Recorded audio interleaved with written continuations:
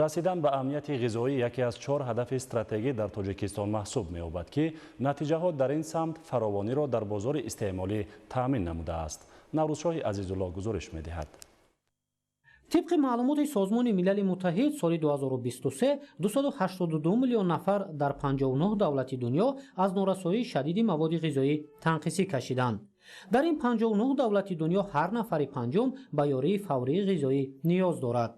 دگرگونشوی اقلیم، بیابانشوی، زیادشوی اهالی دنیا، وضع ژئوپلیتیکی جهان و ناآرامی در قسمی از دولت‌ها از سبب‌های اصلی نارسایی مواد غذایی در عالم ارزیابی می‌گردد. اگر سال 2019 613 میلیون نفر در جهان از گرسنگی و نارسایی غذا تنقیصی می‌کشیدند، این آمار در سال 2023 به 735 میلیون نفر رسیده است. یعنی از سال 2019 تا سال 2023 تعداد نفرانی که از گرسنگی و کم غذایی اذیت می‌کشند 122 میلیون نفر زیاد شده است.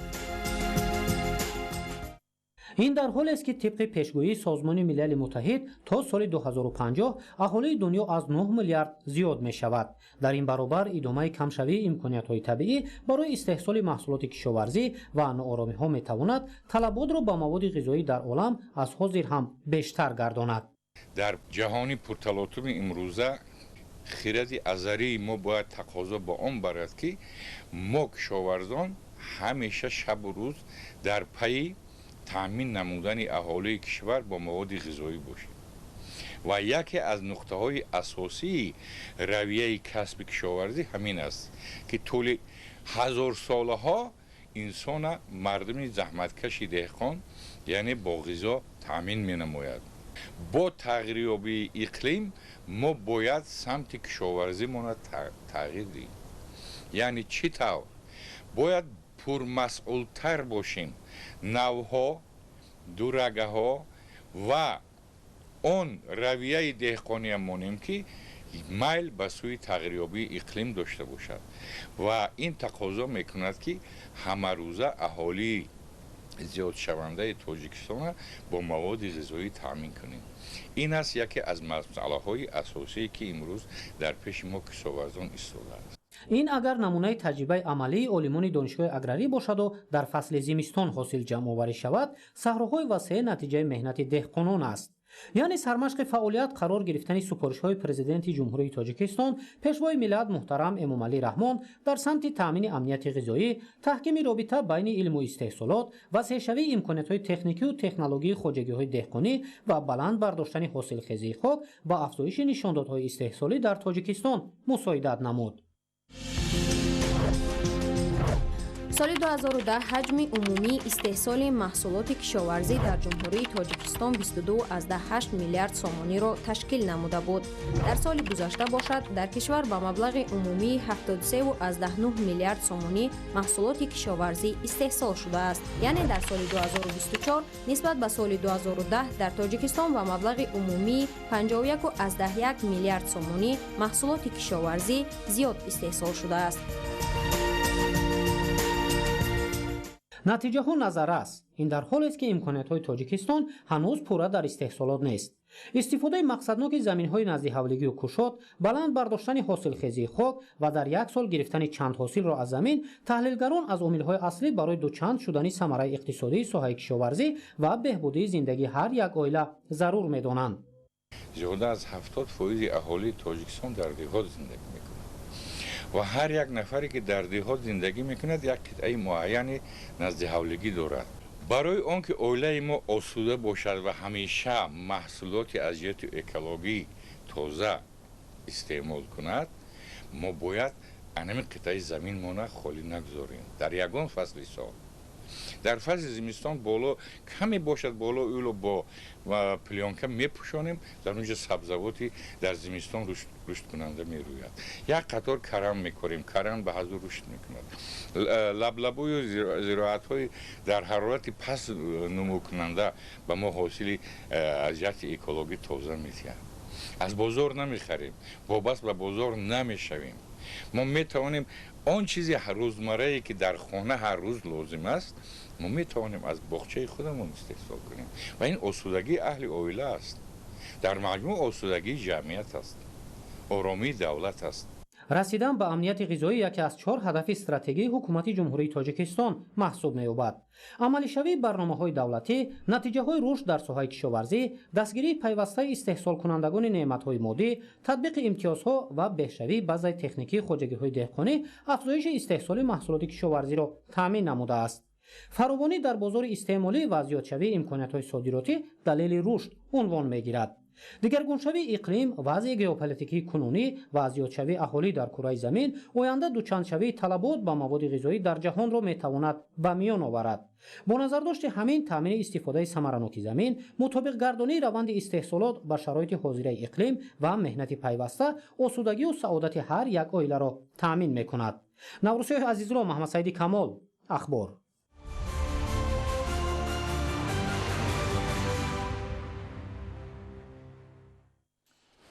дар шаҳри панҷакент бо мақсади беҳтар намудани хизматрасонии тиббӣ ба кӯдакон ва баландбардоштани сатҳи хизматрасонии соҳаи тандурустӣ сохтмони бинои нави беморхонаи кӯдакона идома дорад.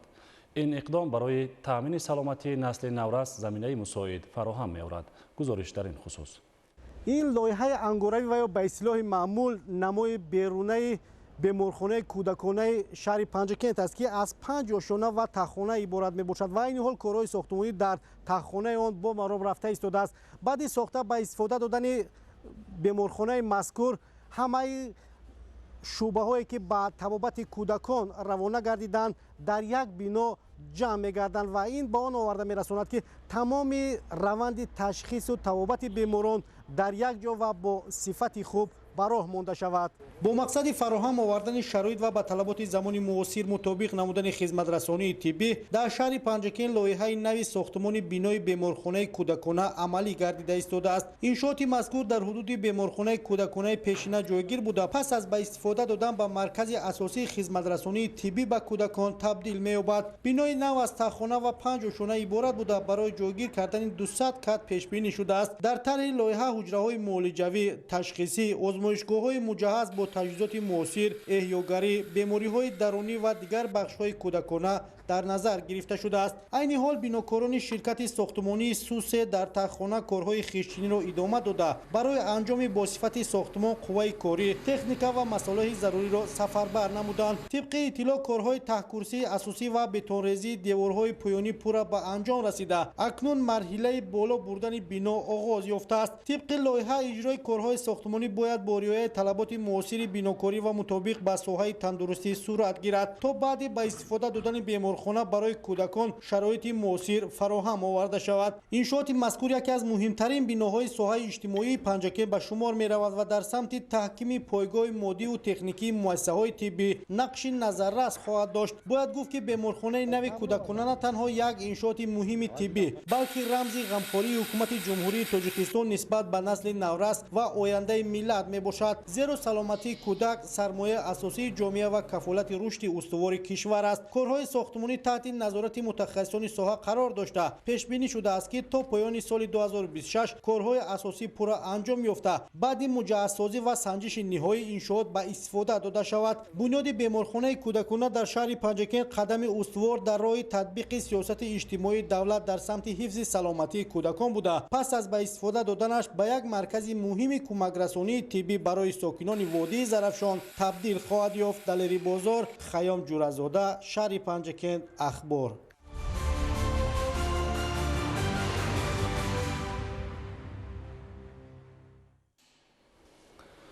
бо мақсади коҳиш додани талафоти нерӯи барқ, пешгирии қоидавайронкуниҳо ва таъмини истифодаи самараноку оқилонаи он бо иштироки гурӯҳи кории намояндагони раёсати агентии назорати давлатии энергетикӣ назди президенти ҷумҳурии тоҷикистон дар шаҳри душанбе ва дигар масъулони соҳа оиди бемушкил гузаронидани мавсими тирамоҳу зимистони солҳои 2025-2026 дар шаҳри душанбе корҳои фаҳмондадиҳию санҷишӣ баргузор гардид. гузориш дар ин хусус.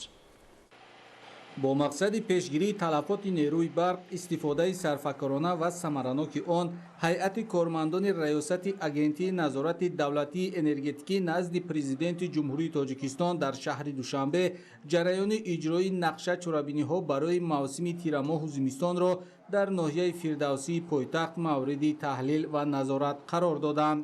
ضمن بازدید از زیرگاه برقی آب و کورز مشاهده گردید ки корҳои таъмиру иваз намудани трансформаторҳои иқтидори паст ва баланд ва насби васлакҳои нави элигазӣ бо суръат идома доранд бо мақсади ба таври дуруст ба роҳ мондани корҳои таъмир ва риояи қоидаҳои техникии истифодаи таҷҳизот ба масъулон дастур дода шуд ки иҷрои саривақтии онҳоро таъмин намоянд. Ҳамчунин аз ҷониби кормандони раёсати агентии назорати давлатии энергетикӣ назди президенти ҷумҳурии Тоҷикистон дар шаҳри Душанбе баъд аз вақти корӣ дар хиёбонҳои пойтахт корҳои фаҳмондадиҳиро оид ба истифодаи сарфакоронаи нерӯи барқ анҷом доданд. Дар ҷарони ин чорабинӣ ба шаҳрвандон варақаҳои таблиғотӣ тақсим карда шуданд ки дар онҳо тавсияҳои муфид барои истифодаи самараноку оқилонаи нерӯи барқ дар шароити хонагӣ зикр гардиданд.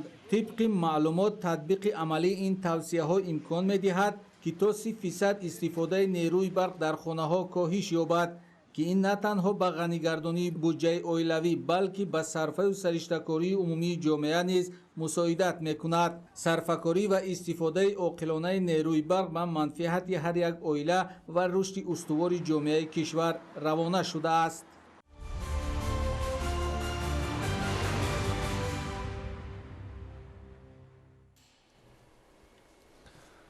дар ноҳияи Қубодиён зиёда аз 15 000 тонна пахта ҷамъоварӣ гардида дурнамо 100% иҷро шуд. ҳоло ҳадафи меҳнаткашон ба ҷамъоварии пурраи ҳосил ва иҷрои барзиёди дурнамо равона карда шудааст. ҳамкорони мо гузориш медиҳанд. меҳнаткашони ноҳияи Қубодиён аз иҷрои дурнамои ҷамъоварии пахта мужда доданд. ба ҳолати 3 октябр кишоварзони ин ноҳияи вилояти Хатлон зиёда аз 15 000 тонна пахта ҷамъоварӣ карданд ки зиёда аз 100% иҷрои дурнаморо ташкил медиҳад. меҳнати пайваста дар муҳлатҳои муайяни агротехникии додани обу ғизо ва мутобиқгардонии раванди кишту парвариш ба шароити кунунии иқлим имкон фароҳам овард ки дар майдонҳои пахтазори ноҳияи Қубодиён фаровонҳосилӣ таъмин шавад. зиёда аз 100 гектар пахтаи аз 4 нав иборат буда киш кардем. ҳамаи пахта мо то якум чинакша чиндагӣ то 20 сентиметр 22 сентиметр чиндем доди дар дуюм чинак хамешем. мо дар дуюм чинакаш бо як 10-12 сентиметр дига интизорем. ҳозир аз 20 сентиметр гузаштагина ҳамин замине ки мо истодагием 22 сентиметр пахта додагим. назар ба соли гузашта бо даҳо нағз омад. ина мо то ҳозира пахтара қонуншини пахтара чинда шудем.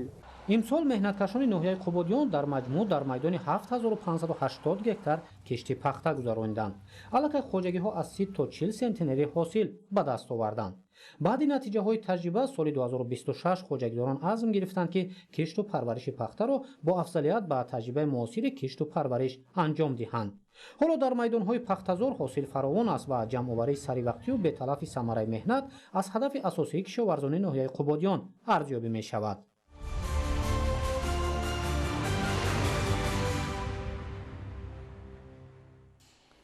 дар ноҳияи вахш сокинон ба истифодаи самараноки қитъаҳои назди ҳавлигӣ ва рушди гармхонаҳои мавсимӣ доимамалкунанда ва инноватсионӣ таваҷҷӯҳи махсус зоҳир менамоянд. айни ҳол дар гармхонаҳо ҳосил фаровон аст. дар натиҷаи меҳнати содиқонаву аҳлона ба замин сокинон на танҳо таъмини оилаҳои худро бо маҳсулоти тарутоза таъмин менамоянд, балки дар ғанигардонии бозорҳои кишвар бо маҳсулоти хушсифати ватанӣ низ саҳми арзанда мегузоранд. гузориши ҳамкорони мо дар ин хусус. гирифтани аз як замин то 3 ҳосил ин нишондод дар майдонҳои корами ноҳияи вахш мушоҳида гардид. ҳамин гуна сабзу серҳосил будани заминҳои корами кишоварзони ин минтақа аз меҳнати самарабахш, интихоби тухмиҳои хушсифат ва риояи дурусту саривақтии агротехникаи парвариш арзёбӣ мегардад. ҳоло хоҷагидорон ҳосили дар кишти аввал ба роҳ мондаашонро ҷамъоварӣ намуда, маҳсули дар кишти тирамоҳӣ кишт намудаашонро интизоранд. майдони умумии корами ҳудуди ноҳия 15701 гектарро ташкил дода 1071 гектари он барои кишти сабзавот ва 9530 гектари дигар бошад барои кишти пунбадона нақшабандӣ шуда буд. тавре масъулини бахши кишоварзии ноҳия иттилоъ доданд, аз кишти аввал 32000 тонна ҳосил ҷамъоварӣ намуда пешкаши бозорҳои истеъмолии мамлакат гардониданд ки ин нишондод хоҷагидоронро ҳавасманд намуда дар масоҳати 8100 гектар замин кишти тирамоҳиро гузарониданд ки нашъунамои онҳо хуб мебошад. дар заминҳои корами оби хоҷагоҳи ноҳия тамоми намуди зироатҳои сабзавот ҳаст гӯем хато намекунем. дар заминҳои корами оби کشاد امروز من تربو شلغم سبزی کرم و گل کرم در عرفه جمعواری است. صادرات محصولات کشاورزی در ناحیه 4300 تن نبود. خوجگوی ناحیه یکی از اولین هاش پره و برزو اجرا نمود. ساکنان ناحیه بنیاد گرمخانه‌های موسمی و دائمی عمل کننده را منفعت بخش دانسته سال از سال میدان آن را وسیع می‌نمایند. زیرا پرورش برخی از زراعت و سبزوات از جمله پمیدور، بادرینگ و قلنفور شیرین تیز در شرایط گرمخانه بسیار موافق بوده، خوجگیداران از آن حاصل دلخواه به دست می‌آورند. مدنیت بلند استفاده برای زمین، رعایت درست اگروتکنیکای کشت و پرورش از جانب ساکنان ناحیه وخش به همین گونه فراوانی حاصل باعث گردیده است. طور خود ساکنان ابراز داشتند در این گرمخانه ها در کشت یکم و دوم کشت بادرینگ را براه مانده بودند. عین زمان در کشت سوم پرورش بلغاری را براه ماندند که طور مشاهده می شود حاصلناکی خوب است و بعد از جمع‌آوری آن در تامین بازارهای مملکت با انواع کشاورزی سهم ارزنده خود را خواهند گذاشت. در ناحیه وخش در مساحت 350 هکتار گرمخانه بنیاد کرده شده. هر موسم در نتیجه مهنت پرثمر با گرفتن حاصل دلخواه در تامین بازارهای کشور با محصولات تر و تازه کشاورزی حصه مناسب می‌گذارند. در ناحیه موافق دونمای تشکیل گردیده 1072 هکتار کشتی زراعت‌های سبزواتی ما می‌گذرانیم. همین از 35 فیصدش در زیر گرمخانه‌های موسمی برای مانده شده است. در گرمخانه‌ای که ما قرار داریم این علاقه حاصل سیوم است. در گرمخانه اول کلفنای یا پمیدور می‌کنیم، بعد دو حاصل بادرینگ می‌ریم. معنی حاصل دویم بادرینگ است. از همین گرمخانه حاصل سیوم است. اهل جماعت دهات زرنگار ناحیه وخش برابر استفاده درست و گرفتن محصولات همزمان به سمت چاره‌واداری نیز توجه خاصه ظاهر می‌نمایند. مسئولین خوجگی دهقانی اسحاق 2012 به خاطر رشد ساحه چاره‌واداری و تامین اهالی با گوشت خوش‌صفت 80 سر چاره‌وای شاخدار کلان را پرورش نموده به این وسیله در تامین بازارهای کشور با گوشت و پست کردن نرخ این نوع محصولات نقشی مهم می‌گذارند. همچنین ساکنان این جماعت دهات زمین‌های نزد حولگی را پرمحصول و عاقلانه استفاده نموده حاصل آن را به طور تر و خوش برای زمستان گذرانی ذخیره می‌نمایند. شاهزاده سمندر موسی نور محمد، ناحیه وخش، اخبار.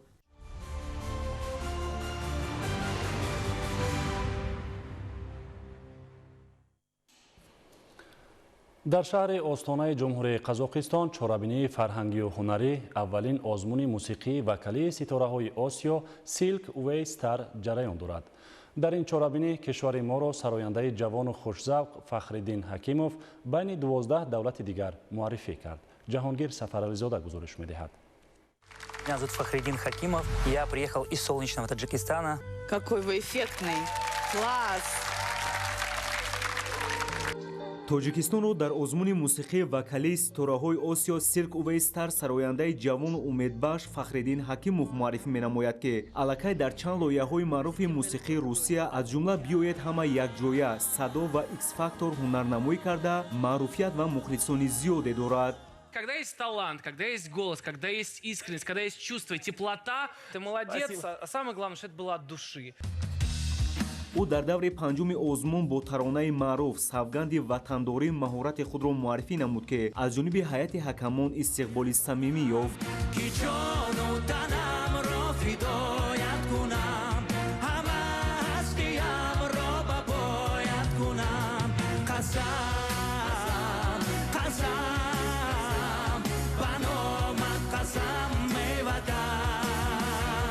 озмун аз 9 даври сабтшуда ва даври финалӣ ки ба таври зинда мегузарад иборат мебошад. сабти иштирокчиён аз 20 август оғоз ёфтааст. овоздиҳӣ ба ҷонибдории иштирокчиёни озмун аз рӯи стандартҳои байналмилалӣ ба таври кушода сурат гирифта аз 12 нафар иштирокчӣ танҳо 7 нафар ба даври финалӣ роҳхат мегиранд. ғолиби озмун дар натиҷаи овоздиҳӣ баробари ҳакамони озмун ва мухлисон муайян карда мешавад. дар озмуни мазкур намояндагони 12 давлат озарбойҷон, арманистон, гурҷистон, ҳиндустон, қазоқистон, қирғизистон, туркманистон, тоҷикистон, ӯзбекистон, чин, муғулистон ва Кореяи ҷанубӣ ширкат доранд. қисми финалӣ рӯзи 22 ноябр тавассути шабакаҳои телевизионии кишварҳои ширкаткунанда мустақиман намоиш дода мешавад.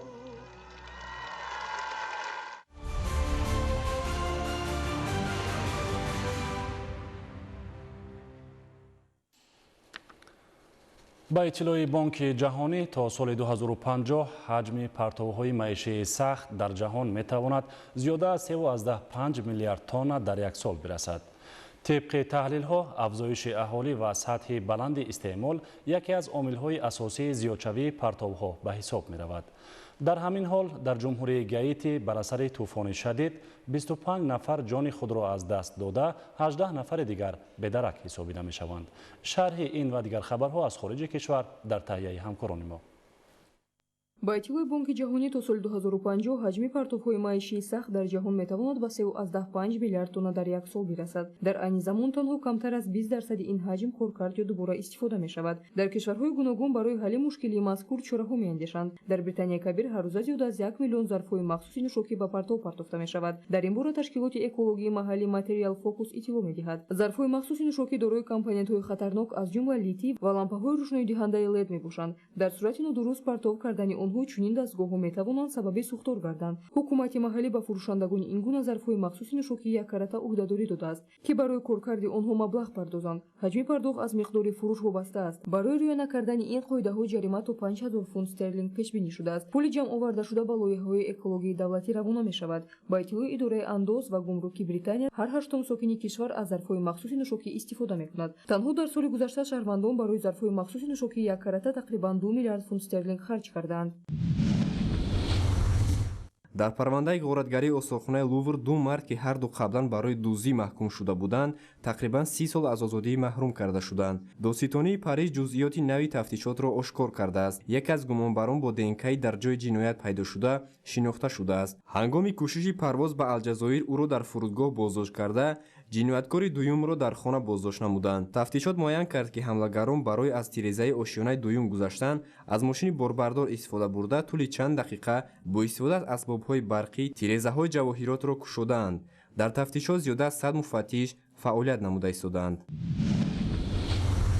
در ویتنام در نتیجه بارانی شدید آبخزی به عمل آمد. با اطلاع متخصصان 9 نفر به هلاکت رسیده، 5 کس دیگر به درک شدند. 100,000 منزل‌های استقامتی و منطقه‌های مشهور سیاحی به مانند هیو و هویان زیر آب ماندند. طبق معلومات متئورولوژها در یک شبانه روز بیش از 8 میلیمتر باران بارید. کارمندان خدمات نجات‌دهی به آسیب‌دیدگان کمک طبی می‌رسانند. дар лиссабон бар асари боронҳои шадид тақрибан 230 садама рух додааст. аксари онҳо бо обхезӣ, афидани дарахтҳо ва садамаҳои нақлиётӣ алоқаманд буданд. дар бораи қурбониён ва ҷароҳатдидагон маълумот дода нашудааст. дар маҳаллаҳои аҳолинишини минтақаи ҷанубии алгарве кӯчаҳо ва пулҳои зиёде зери об монда, дарахтони зиёде решакан шуданд. мақомдорони маҳаллӣ ба сокинон нигоҳ доштани ҷониби эҳтиётро ҳушдор медиҳанд. یکی از طوفان‌های پرقدرت امسال ملیسا به یامایکا ضرری جدی رساند. طبق معلومات مقامات محلی نه کمتر از 3 نفر به هلاکت رسیدند. آفت طبیعی به خط انتقال نیروی برق را خراب نمود که در نتیجه 540,000 نفر به قوه برق ماندند. انفراستراکچورها مخصوصا منطقه‌های ساحلی ضرری جدی دیدند. آفت طبیعی سقف خانه‌ها و درختان زیاد را ریشه‌کن نمود. در رابطه با وضع فوق‌العاده فعالیت مؤسسه‌های تعلیمی و یک چند کارخانه‌ها موقتا قطع گردیدند.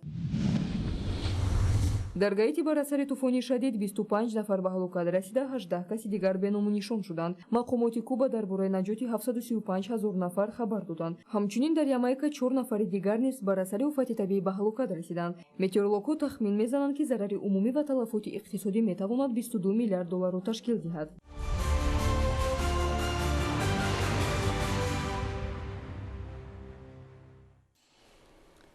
بینندگان گرامی، در همه جا برنامه اطلاعاتی اخبار به انجام می‌رسد. تنصیحات و خانه آباد باشید.